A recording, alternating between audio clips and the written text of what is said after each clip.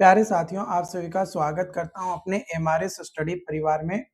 तो डियर, आज की इस वीडियो में मैं यहाँ पे बात करने वाला हूं। जैसा कि आपको पता है कि हम लोग जो है क्लासेस देख रहे थे बीटीएसी जूनियर इंजीनियर और लैब असिस्टेंट का जो वैकेंसीज निकाला गया है 2026 में, और एग्जाम होने की पॉसिबिलिटी जो है बहुत ही जल्द है। तो सिविल इंजीनियरिंग की क्लास मैं आप लोगों को करवाता हूं, और क्योंकि मैंने जो है डिप्लोमा प्लस बीटेक दोनों ही जो है सिविल इंजीनियरिंग से किया है, इसीलिए तो यहाँ पे मैं चर्चा करने वाला हूँ डिजाइन ऑफ स्ट्रक्चर या एडवांस डिजाइन ऑफ स्ट्रक्चर, जो कि एसबीटी यानी पॉलिटेक्निक का 2024 का पेपर है, 6 सेमेस्टर का। तो एसबीटी का पेपर सॉल्यूशन जो है हम लोग जो है देख रहे थे, जो कि आपके बीटीएसी जूनियर इंजीनियर एग्जाम्स के लिए और लैब असिस्टेंट एग्जाम्स के लिए इम्पोर्टेंट होने वाला है। ठीक है, तो चलिए हम क्वेश्चंस की ओर बढ़ते हैं। तो सबसे पहला क्वेश्चन है, perpendicular distance from the root of fillet weld to the line joining its toe is called. तो उसको बोला जाता है थ्रोएट थिकनेस। क्या बोला जाता है? Throat thickness. अगला सवाल है, the centre to centre distance between two consecutive rivets measured parallel to the direction of force is called. तो उसको बोला जाता है पिच डिस्टेंस। क्या बोला जाता है? पिच डिस्टेंस ऑफ रिवेट कहा जाता है। अगला सवाल है, bending stress eight neutral axis is. Neutral axis पे बेंडिंग स्ट्रेस क्या होता है? तो जीरो। क्या होता है? जीरो। जीरो जीरो होता है। क्या होता है? जीरो होता है। अगला सवाल है, मैच करना है आपका, है ना, मैच करना है यहाँ पे आपको। तो सबसे पहले आपका दिया गया है यहाँ पे सेक्शन मॉडुलस। तो ये हो जाएगा moment of inertia by gamma max. तो ये हो जाएगा 1 का बी। क्या हो जाएगा? 1 का बी। अगला है रेडियस ऑफ गायरेशन। तो under square root of I by A, यानी 2 का C. Slenderness ratio, effective length by least radius of gyration, यानी 3 का ए। यानी ए का बी, 2 का सी और 3 का ए, ये करेक्ट मिलान हो जाएगा। अगला सवाल है, portion of slab which acts monolithic in T beam form the fill in the blanks of the beam। तो वो होता है फ्लेंज ऑफ बीम। क्या होता है? Flange of beam. अगला सवाल है, if neutral axis lies in flange of T beam then moment resistance equal to. तो मोमेंट रेजिस्टेंस इक्वल टू हमारा 0.36 FC K B F into X U का whole into D minus 0.42 X U. क्या यह statement सही है? बिल्कुल सही है। अगेन मैच करना है आपका लिस्ट 1 और लिस्ट 2 को। तो maximum distance between main bar in tension in slab, तो इसका करेक्ट मिलान क्या हो जाएगा? तो इसका हो जाएगा मिनिमम ऑफ 300 या 3D, यानी 1 का B. Maximum distance between distribution bar in slab, तो ये हो जाएगा मिनिमम 450 mm और 5D, यानी 2 का हो जाएगा A. The spacing between tie in column 16 times the smallest dia of steel, यानी 3 का हो जाएगा सी। यानी 1 का बी, 2 का ए, 3 का सी। ये करेक्ट मिलान आपका हो जाएगा, करेक्ट मैचिंग जो है आपका हो जाएगा। अगले क्वेश्चंस की ओर बढ़ते हैं। अगला क्वेश्चन बोल रहा है, मैक्सिमम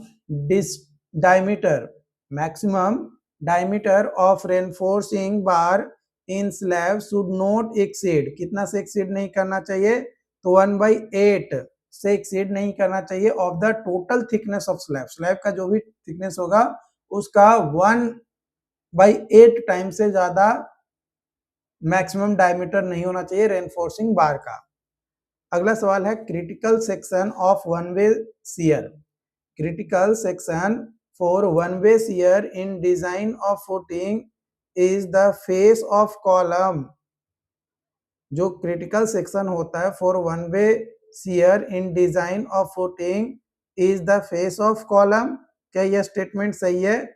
बिल्कुल यह स्टेटमेंट आपका गलत है ना, यह स्टेटमेंट आपका सही नहीं है, गलत है।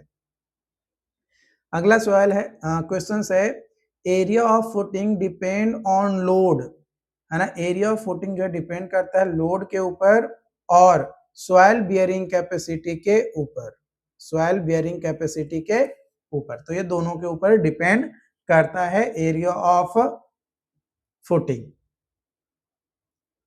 अगला क्वेश्चन है 2024 का ही पेपर है ये आपका, न्यू सिलेबस के हिसाब से 7th सेमेस्टर का civil engineering advance design of structure का क्वेश्चन है। क्वेश्चन बोल रहा है कि factor of safety is the ratio of, factor of safety जो है ये रेशियो होता है एल्ड स्ट्रेस और वर्किंग स्ट्रेस के, yield stress to working stress के रेशियो होता है factor of safety. In a fillet welded joint, fillet welded joint में जो वीकेस्ट एरिया होता है यानी कमजोर पार्ट जो होता है, एरिया जो होता है बेल्ट का, वो क्या होता है? तो होता है थ्रोएट। थ्रोएट जो है वीकेस्ट पार्ट होता है।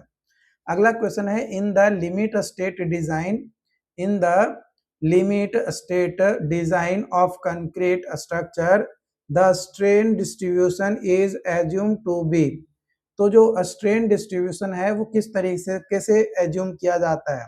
तो लीनियर एज्यूम किया जाता है। किस तरीके से एज्यूम किया जाता है? लीनियर। अगली क्वेश्चंस की ओर बढ़ते हैं। अगला क्वेश्चन है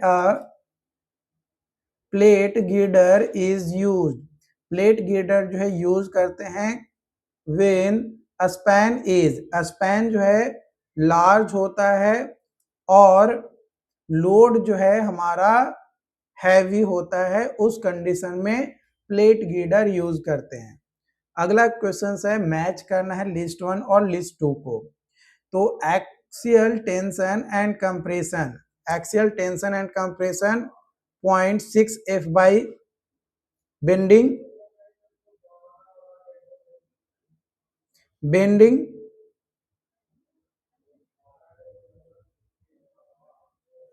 0.66 F बाई बियरिंग, बियरिंग जो है 0.75 F by and average shear 0.4 F by.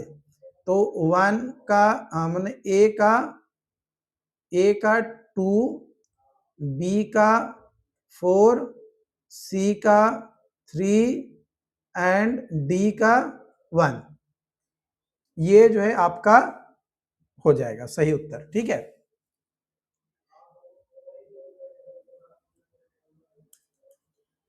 अगला सवाल है maximum compression reinforcement in beam is given by, maximum compression reinforcement in beam is given by. तो 0.04 BD, 0.04 BD। अगला सवाल है in the one way slab, in the one way slab bending occurs in the one way slab bending occurs in, bending जो है अकर होता है shorter direction में, किसमें? शॉर्टर डायरेक्शन में। अगला सवाल है shear span is defined as the, shear span is defined as the zone where shear force is constant, जहां पे शियर फोर्स कांस्टेंट होता है। बिल्कुल ये स्टेटमेंट जो है आपका सही है। अगला सवाल है लैटरल टाइज इन आरसीसी कॉलम, आरसीसी कॉलम में जो लैटरल टाइज होता है आर प्रोवाइडेड टू रेसिस्ट, किसको रेसिस्ट करने के लिए प्रोवाइड किया जाता है? तो buckling of longitudinal steel bar या स्टील बेस कह सकते हैं उसके लिए। अगला सवाल है if effective length of column exceed 3 times, 3 times ज्यादा एक्सीड कर जाता है इफेक्टिव लेंथ ऑफ कॉलम, तो जो लीस्ट लैटरल डायमेंशन होता है उसे क्या कहा जाता है? जो लीस्ट लैटरल डायमेंशन होता है उसको क्या कहा जाता है? तो उसको बोला जाता है कंप्रेशन मेंबर। क्या बोला जाता है? Compression member. अगला सवाल है 2023 का सवाल है, सिविल इंजीनियरिंग का, एडवांस डिजाइन ऑफ स्ट्रक्चर्स का, और सिविल इंजीनियरिंग का ही है, 7 सेमेस्टर डिप्लोमा का। तो क्वेश्चंस की ओर हम बढ़ते हैं। तो क्वेश्चंस है आपका यहाँ पे, सबसे पहला है as compare to field rivet shop rivet are. Shop rivet क्या होता है? स्ट्रॉन्गर होता है। अगला सवाल है minimum pitch of rivet shall not be less than 2.5 D. 2.5 D से कम नहीं होना चाहिए। अगला सवाल है for a standard 45 degree fillet, for a standard 45 degree fillet the ratio of size of fillet to throat thickness is, तो वो होता है square root 2:1। C is the right answer. अगला सवाल है a butt weld is specified by, a butt build is specified by effective thread thickness, effective thread thickness, A is the right answer। अगला सवाल है using unwin empirical formula the relation between diameter of rivet hole and thickness of plate T is given by, तो वो दिया जाता है square root T is equal to D/6। A is the right answer. अगला सवाल है what will be the minimum size of fillet weld, what will be the minimum size of fillet weld if plate thickness is less than 10 mm, if plate thickness is less than 10 mm। तो कितना minimum size of fillet belt होता है? तो वो होता है 3 mm। कितना? 3 mm। B option is the right. अगला सवाल है to ensure uniform pressure, to ensure uniform pressure distribution thickness of foundation is, foundation का जो थिकनेस होता है वो कितना होता है? तो decrease gradually towards the edge, decrease gradually towards the edge, option C is the right answer. अगला सवाल है maximum permissible size of aggregate to be used in casting the ribs of slab is, casting the ribs of slab is, तो वो होता है आपका 10 mm। कितना होता है? 10 mm। C is the right answer. अगला सवाल है neutral axis of T beam exit, the neutral axis of T beam exist, तो ये एग्जिस्ट करता है आपका within the flange, below the slab and at bottom edge of the slab, तो all of the above is the right answer. अगला सवाल है modular ratio M of concrete, concrete का जो मॉड्यूलर रेशियो है whose permissible compressive stress C may be obtained, तो ये obtained होता है M is equal to 2800/3C, तो option C is the right answer. अगला सवाल है column is treated as short column, column जो है ट्रीट किया जाता है as a short column if its slenderness ratio is less than, अगर कब? जब उसका सिलेंडरनेस रेशियो कितना से कम होता है तो कॉलम को जो है शॉर्ट कॉलम बोलते हैं, तो 32 से कम होता है तब। अगला सवाल है टी बीम, जो टी बीम है वो बिहेव करता है एज ए रेक्टेंगुलर बीम के तौर पे of a width equal to its flange if its neutral axis, अगर उसका न्यूट्रल एक्सिस जो है remains within flange, remains within flange होता है, तो option A is the right answer. अगला सवाल है intermediate beam in slab, intermediate beam in slab floor system cast monolithically are called, उसको क्या कहा जाता है? तो उसको बोला जाता है टी बीम। क्या बोला जाता है? T beam. A is the right answer. अगला सवाल है, for continuous beam ratio of effective span to effective depth of beam should be less than, कितना से कम होता है? 26 से कम होता है। अगला सवाल है, for cantilever slab span to depth ratio as per central of deflections, तो वो होता है आपका 7। कितना होता है? 7। ये एज पर IS 456 2000 के हिसाब से है, लेकिन हमें भाई ये इसके हिसाब से नहीं बोला जा रहा है। हमें क्या बोल रहा है? स्पैन टू डेप्थ रेशियो बताना है as central of deflections, as central of deflections के हिसाब से, तो वो होता है 12। कितना होता है? 12। तो हमारा सही उत्तर क्या हो जाएगा? ऑप्शन नंबर सी, है ना। यहाँ पे सही उत्तर क्या हो जाएगा? Option number C. अगला सवाल है, the centre to centre distance of distribution bar in slab shall not exceed, कितना से एक्सीड नहीं करना चाहिए? तो 450 mm से ज्यादा एक्सीड नहीं करना चाहिए। अगला सवाल है, if L/Lx greater than 2 slab is one way slab, slab कैसा होगा? One way slab. अगला सवाल है, the minimum diameter of longitudinal bar in column is, जो मिनिमम डायमीटर होता है लॉन्गिट्यूडनल बार का इन ए कॉलम इज, तो वो कितना होता है? 12 mm। कितना? 12 mm। D is the right answer. अगला सवाल है, शॉर्ट कॉलम फेल्स इन, किसमें फेल होता है शॉर्ट कॉलम? तो क्रशिंग में। सी इज द राइट आंसर।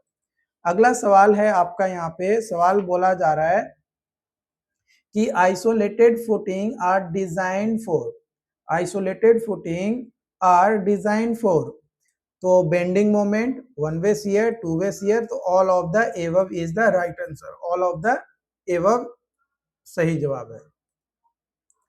अगला सवाल हम 2023 का ही लेने वाले हैं, 7th सेमेस्टर का, civil engineering design of structure subject जो है हमारा यहाँ पे होने वाला है। तो यहाँ पे सबसे पहला सवाल है, in a pre stressed member it is advisable to use, it is advisable to use high strength concrete and high tensile steel, high strength concrete and high tensile steel, तो C is the right answer.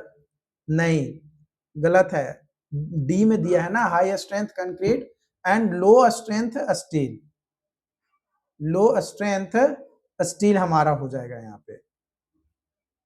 ठीक है। अगला सवाल है, in a simply supported slab alternate bars are curtailed at a distance of, curtailed at a distance of, तो 1/7 of the span। D is the right answer। अगला सवाल है, if depth of actual neutral axis is more than critical neutral axis, तो वो कौन सा section होगा? Over reinforce section हो जाएगा। बी ऑप्शन सही है। अगला सवाल है, the yield stress divided by factor of safety is called, तो उसको बोला जाता है परमिसिबल स्ट्रेस। क्या बोला जाता है? Permissible stress. D is the right answer.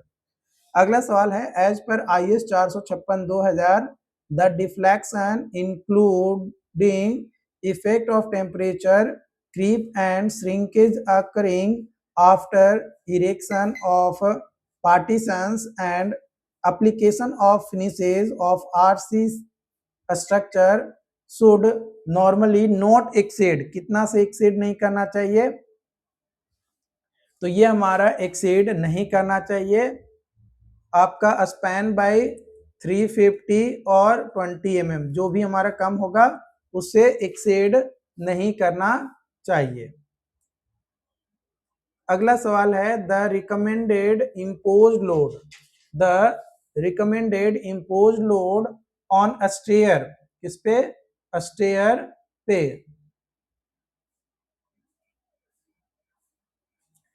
In residential building as per IS 875 is, 875 is, तो वो होता है 3 kilo newton per metre square. B is the right answer.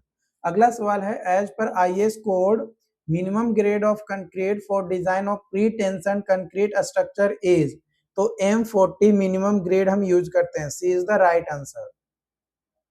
अगला सवाल है, for M20 grade of concrete modular ratio would be, modular ratio कितना होता है, तो वो होता है 13.33। A is the right answer.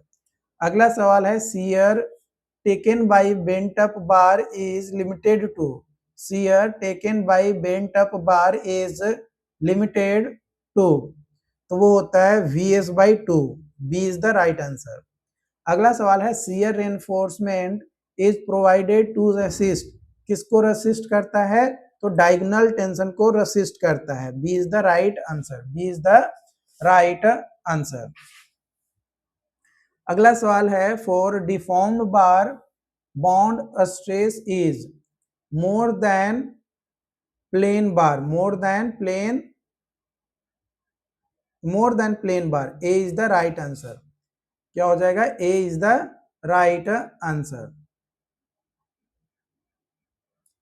अगला सवाल है, anchorage value of 90 degree hook इज, 90 डिग्री हुक के लिए 85, कितना होता है 85। B is the right answer.